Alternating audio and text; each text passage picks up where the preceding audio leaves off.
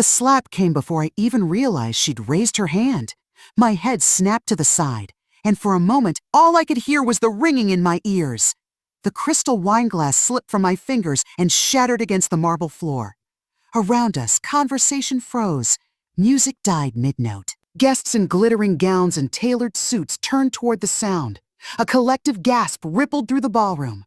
My cheeks stung, hot and red, but the real pain sat deep in my chest. I blinked hard, trying to focus through the blur, as my glasses slid off and skidded beneath a table leg.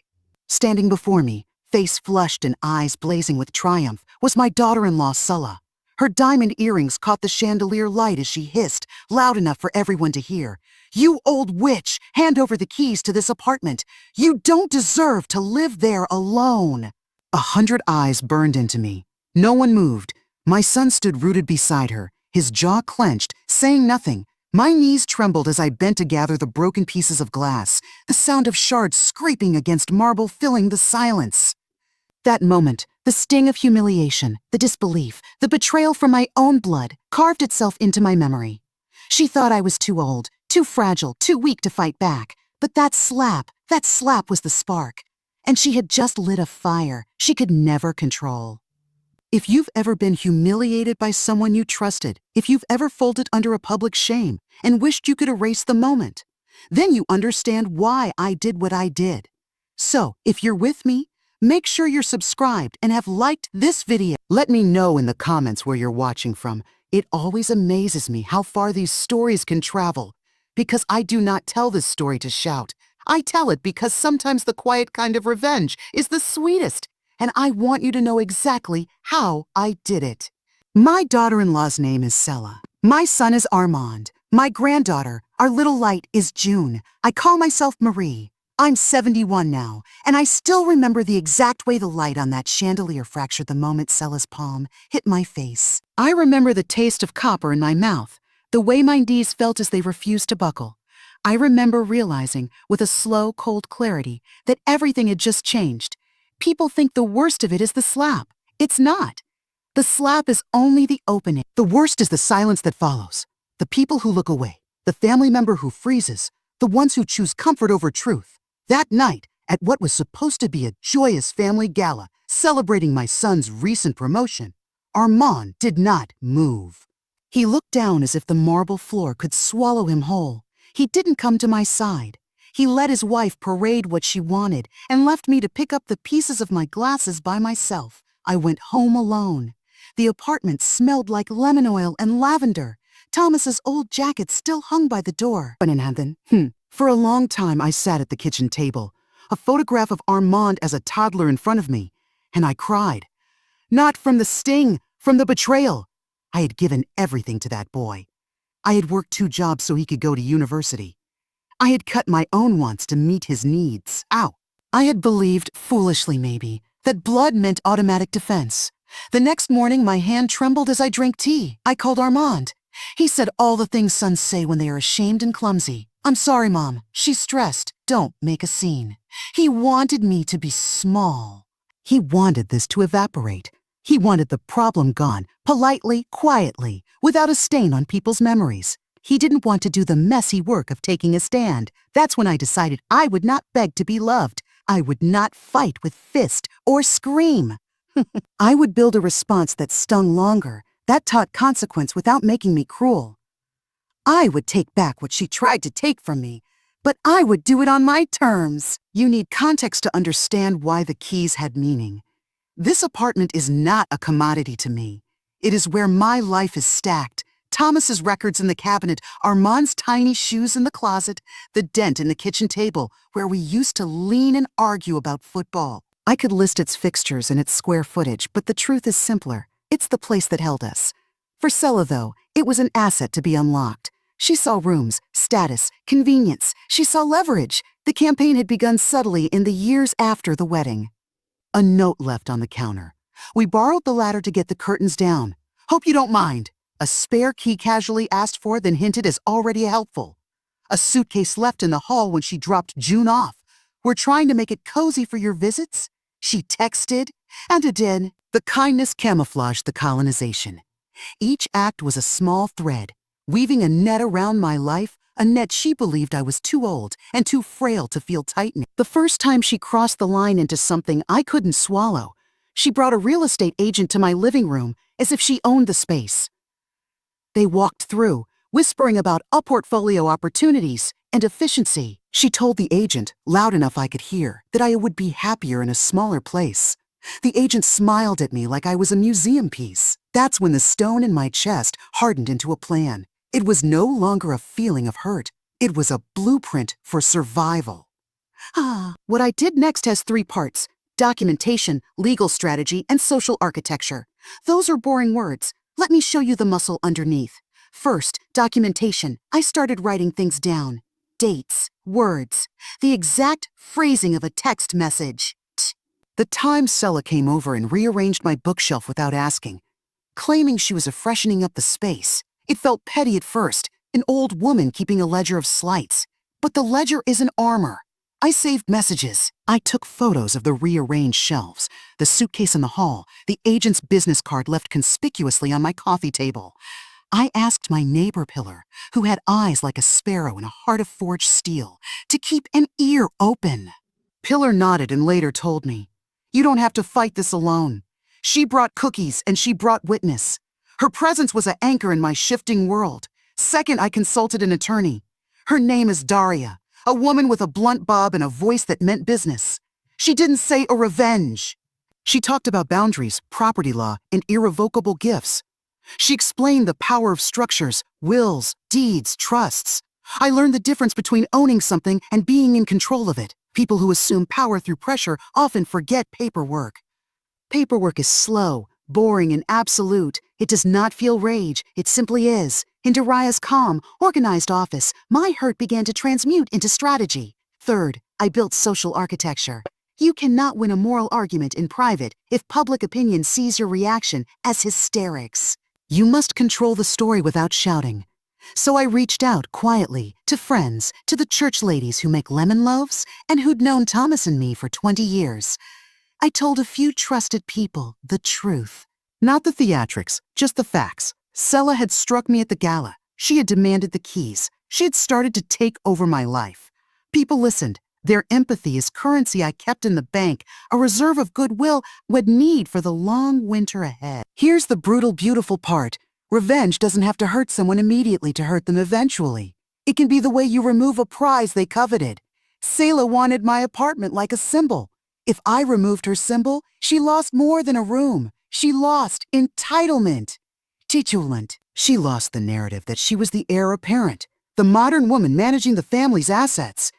I needed to show her that the assets were never hers to manage. So I sold the apartment, but not in the way she expected. You've heard of shell companies and LLC, I'm sure. You've heard of those dry terms that never seem to visit old ladies who love to bake bread. I met with Daria and explained quietly, I want this on record. I want the money used for things that matter. She nodded. We arranged a plan that would make every attempt on the apartment a dead end. It was a labyrinth with no center, a puzzle with the key melted down. I transferred the title into a legally binding trust that ensured the property could not be seized or claimed by a spouse or relative. I made sure the deed had stipulations. The home would remain mine to live in for as long as I wished, and upon my passing, the property would be sold and proceeds donated to a foundation for children's education, one that Thomas had once spoken about, that had been a dream when he was alive. On paper, the apartment would no longer be a movable prize. It was a gift with strings the greedy could not cut. It was my life, transformed into a monument to my husband's memory and our shared values. Sella could not fight a ghost, especially not a ghost fortified by law. That is the legal step, control without drama. But the social step, this is where the quiet blade cuts. After the deed was set, I told just enough people. The old friends, the minister at my church, Pillar, of course. A few neighbors who would remember Thomas's name and would not let me be painted as the villain. They did not all shout from the rooftops. They simply stopped feeding Sella the story she wanted.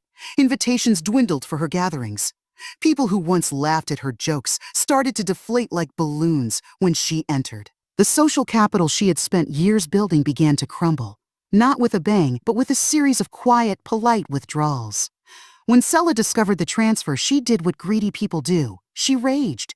She called me obscene names over the phone, her voice a shard of broken glass. She came to my door and threw a vase that belonged to Thomas, and then, laughing, accused me of being theatrical when I flinched. She posted venom disguised as a concern about my age and mental state on social media. She told friends at the grocery store I was being stubborn, cruel, petty, that I was tearing the family apart out of spite. It would have been easy to answer with violence. I could have shoved her back that first day and gone on television and demanded justice. But that would have been a performance, and it would have fed her narrative of me as a crazy. So I stayed quiet. I let her rage make her foolish. I let her be the one who was loud, who was unstable, who was cruel. While she was screaming, I was simply living, my peace protected by a fortress of legal documents and the silent, steady support of my community. One of the sweetest moments was not legal at all. Scylla tried to rewrite the public memory of the gala. She posted photos from that night where she had staged a fake smiling embrace with me just an hour before the slap. She wrote captions about a family is everything and at cherishing our matriarch. People who didn't know the truth commented with heart emojis, but the people who mattered, my friends, my neighbors, the older women who'd seen lives unfold in our small block, remembered. Social memory has a stubbornness to it. If you let someone commit cruelty in public and the witnesses remember, they will not let the lie stand forever. They didn't comment, they simply knew.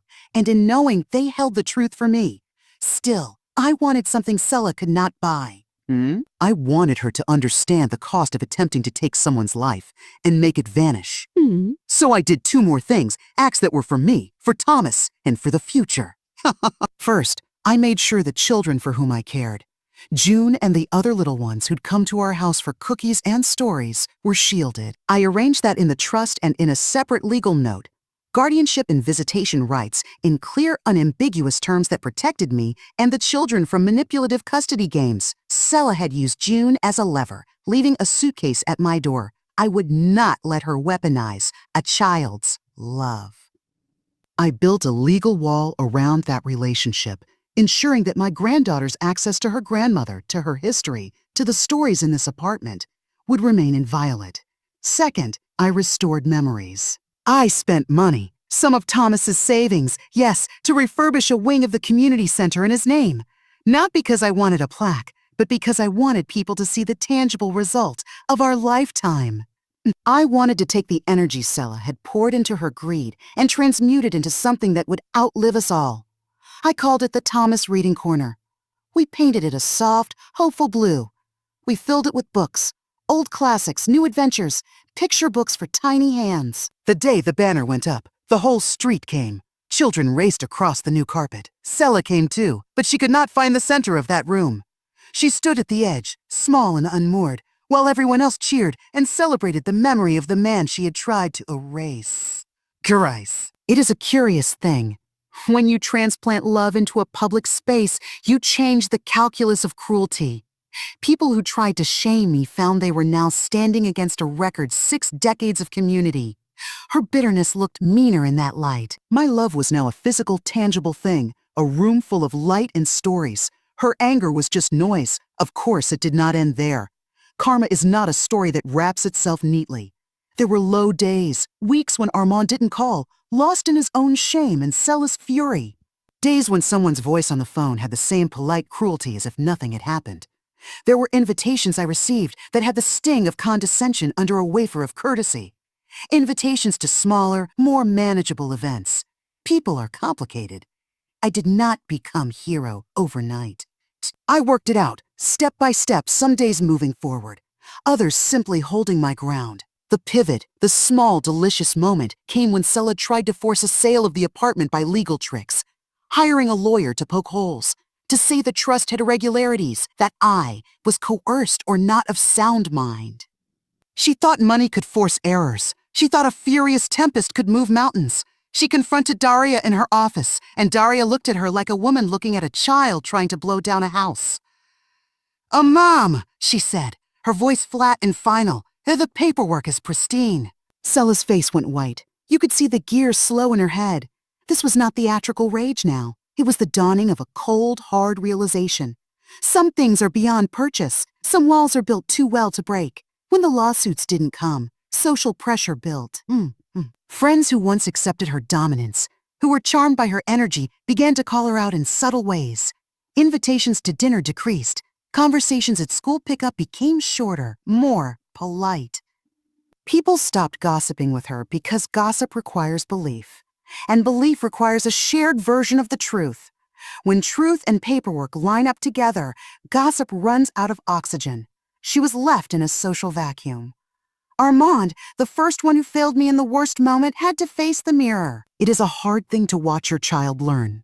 They were wrong. He had to unlearn pride and learn apology.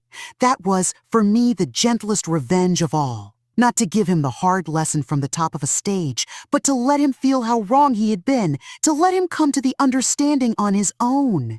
He came back slowly, in fits and starts. He came back with apologies that were clumsy and long, filled with the pain of self-recognition. He came back with actions, showing up unannounced to help me with groceries, diligently taking June to soccer, spending a weekend fixing the leak in my roof that I'd mentioned in passing. Those acts were the stitches in our torn fabric. They were not grand gestures, but they were real. Selah, in the end, left.